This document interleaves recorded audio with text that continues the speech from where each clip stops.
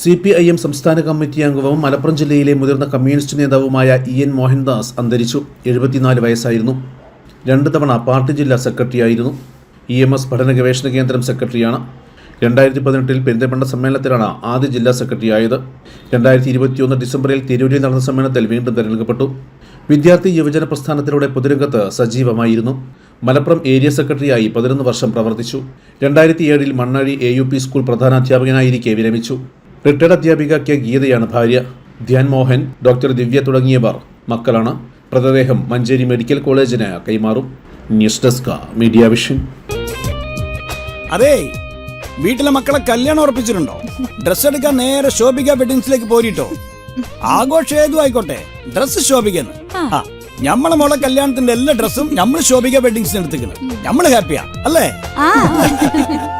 Shobhika weddings, Kozhikode, Kanhangad, Koyilandy, Kuttiadi, Nilambur, Edappal.